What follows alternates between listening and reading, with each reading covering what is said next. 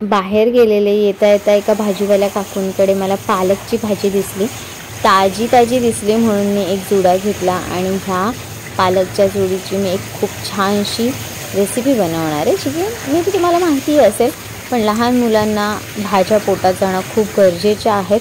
त्याच्यामुळे मी ही रेसिपी आवर्जून आता आदूच्या टिफिनला म्हणून देणार आहे. रेसिपी बघाच आणि घाबरू नका. आता मी चेहऱ्याला लावलेला आहे मुलतानी मिट्टी. आता तुम्ही म्हणाल चेहऱ्याला लावणं वगैरे ठीक आहे, डोळ्याला का लावलंयस? डोळ्याचा भाग तर उघडा ठेवतात, तुला रिंकल्स येतील, हे होईल ते होईल, मला सगळं माहिती आहे. पण मी दिलं लावून, कारण की थोडीशी मुलतानी मिट्टी एक्स्ट्रा झालेली आणि चुकून मी ती साईडने बॉर्डर करता मी पटकन डोळ्याच्या खाली लावून टाकलं. मग आता व्हिडिओ करायची तर मला होतीच.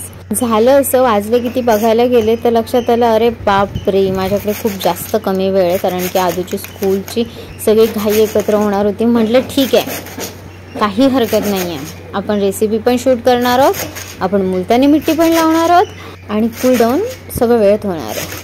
तर मी सरळ तोंडाला मुलतानी मिट्टी लावून तुमच्यासमोर आली आहे रेसिपी दाखवायला. तर अजून एक गोष्ट सांगते, जर अजूनपर्यंत चॅनलला सबस्क्राईब केलं नसेल तर प्लीज करा. तुम्हाला व्हिडिओ आवडला तर लाईक करत जा, शेअर करत जा. एखादी छानशी रेसिपी असेल तर करून बघत जा. तर मग ही पालक झालेली आहे बारीक चिरून. आता ब्लँचिंग वगैरे करण्यासाठी मी तिला पाण्यातून वगैरे काढत बसणार नाही आहे, मी डायरेक्टली प्युरी करणार आहे. आणि प्युरी करता तुम्ही पाहिलं मी त्यामध्ये लसणाच्या पाकळ्या टाकतात आणि यामध्ये मी पनीर वापरणार आहे. पालक आणि पनीर याचं कॉम्बिनेशन तसंही खूप भारी लागतं आणि आदूला पनीर आवडतं, म्हणजे आदूला सगळंच आवडतं पण त्यात पनीरसुद्धा आवडतं. तर मग मी एक पनीरची छानशी छोटीशी स्लाईस काढून घेतली आहे. आता त्याचे बारीक पीसेस करणार आहे आणि ह्या बारीक पीसेसना रेसिपीमध्ये मला यूज करायचं आहे. त्याआधी मी ह्यांना सोटे ऑफकोर्स करून घेणार आहे. थोडंसं बारीक चिरलेला पनीर, त्यानंतर पालकची करून घेतलेली पेस्ट.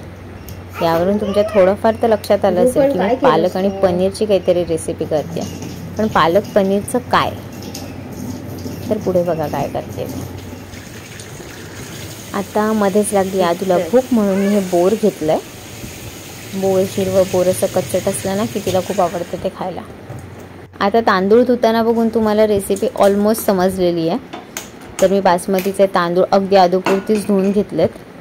कढई गरम झाली आहे, त्यामध्ये तेल टाकलं, फोडणीसाठी जिरे गेलेले आहेत आणि हिंग माझं खूप प्रिय आहे. जेवणामध्ये हिंग असेल ना तर पोटाचे कुठले त्रास होत नाहीत आणि चवही खूप छान येते. हळद टाकली आहे, छोटे कापून घेतलेले पनीरचे तुकडे थोडेसे फ्राय करून घेणार आहे. कढीपत्तासुद्धा टाकला आहे मी त्यामध्ये बारीक जरा कापून, म्हणजे अख्खी पानं असली तर ती अशी बाजूला जात नाहीत, पोटात जातात. तसे आदू खाते कढीपत्ता वगैरे, पण तरी मी बारीक करते. त्यानंतर आता ही जी लसूण आणि पालकची ताजी पानं जी आपण चिरून घेतली आणि त्याची पेस्ट करून घेतली ती टाकली आहे. हिला खूप जास्त शिजवत वगैरे बसणार नाही आहे, कारण पुढे ती शिजणारच आहे. थोडीशी अशी छान फ्राय झाली आणि थोडासा त्याचा कच्चेपणा गेला. आता त्यामध्ये थोडीशी आलं लसूण पेस्ट टाकली आहे. बऱ्यापैकी कलसून घेतल्यानंतर यामध्ये टाकणार आहे मी हे धुवून घेतलेले तांदूळ. बस झाली आपली रेसिपी. आता ह्यांना छानपैकी ह्या पालकच्या प्युरीमध्ये शिजवून घेणार आहोत. आता ज्या मिक्सरच्या भांड्यामध्ये आपण ही पालकची प्युरी करून घेतली आहे त्यामध्येच थोडंसं पाणी टाकून तेही राहिलेलं आपण घेतलं आहे आणि पाणी घेतलं आहे, चवीनुसार मीठ. आणि आता मस्तपैकी मिक्स करून ह्याच्यामध्ये छानपैकी वाफ काढून घ्यायची आहे. थोडा वेळ झाला, बघूयात तरी काय किती शिजलं आहे. तर हा असा हाफ कुक झालेला आहे. तर रेसिपी तुमच्या लक्षात आली आहे. अगदी सिंपल इन्ग्रेडियंट्स आहेत. पूर्णपैकी भात शिजवून झाल्यानंतर त्या प्युरीमध्ये वरून जर तूप टाकलं आणि कोथिंबीर टाकली तर वा वा वा वा वा, एवढा कमाल भारी कॉम्बिनेशन आहे. आणि तुम्हाला माहिती आहे का, असं तिखटची कमतरता खरं तर जाणवत नाही, कारण बऱ्याच असं होतं की लहान मुलं भरपूरदा थोडं उरवतात आणि ते खायला आपल्यालाच लागतं. त्यामुळे माझ्या खाण्यात असे पदार्थ येतात ना तेव्हा असं वाटतं का आपण कशासाठी एवढा कॉम्प्लिकेटेड रेसिपी कधी करतो. आणि मुलांच्या या फिक्या रेसिपी पण एवढ्या छान होतात ना. हिला टिफिनला दिलेलं आहे आणि मला माहिती आहे की तिचं पनीर पण फेवरेट आहे आणि पालक पण, आणि असं करूनही ती भरपूर पदार्थ खूप आवडीने खाते.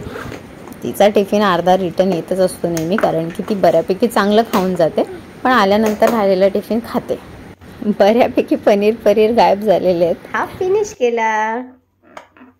Good girl. हाफ फिनिश केला. खूप फिनिश केलं बाबू तू.